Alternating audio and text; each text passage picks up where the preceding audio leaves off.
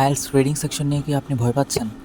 আজকে আমি আপনাকে এই ৩টা শর্ট ট্রিক বলবো, যেগুলো ফলো করলে আপনি রিডিংয়ে স্কোর ডাবল হয়ে যাবে। অনেক স্টুডেন্ট বারবার প্র্যাকটিস করেও ২০-২৫ বেশি পায় না। তার আসল কারণ হচ্ছে স্ট্র্যাটেজি ঠিক না রাখা। আজকে আমি আপনাকে সেই সিক্রেট ট্রিক্স দেখাবো। সো ট্রিক নাম্বার 1, কোশ্চেন আগে পড়া। প্যাসেজ পড়ার আগে কোশ্চেন ভালোভাবে পড়তে হবে।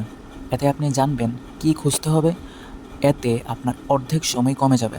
এবার আছে ট্রিক 2, কিওয়ার্ড আন্ডারলাইন করতে হবে। কোশ্চেন থেকে ১ থেকে ২টা কিওয়ার্ড বেছে নিয়ে প্যাসেজে খুঁজবেন। ওয়ার্ড সেম নাও হতে পারে, সিনোনিম বা সিমিলার আইডিয়া থাকতে পারে। এবার আসি ট্রিক নাম্বার 3, স্কিমিং এবং স্ক্যানিং। পুরো প্যাসেজ পড়ে সময় নষ্ট করবেন না। স্কিমিং মানে হচ্ছে মেইন আইডিয়া ধরা, আর স্ক্যানিং মানে হচ্ছে কিওয়ার্ড খোঁজা। আর এটাই হচ্ছে হাই স্কোরের আসল শর্টকাট। সো রিডিং হচ্ছে প্র্যাকটিসের খেলা।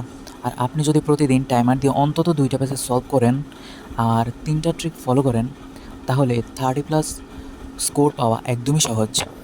তাই আজকে থেকেই রিডিং শর্টকাট প্র্যাকটিস শুরু করেন। আর আইএলটিএস রিডিংয়ের কোন অংশ আপনার সবচেয়ে বেশি কঠিন মনে হয় আপনি কমেন্টে জানাতে পারেন, আমি সেই টপিক নিয়ে ভিডিও বানাবো।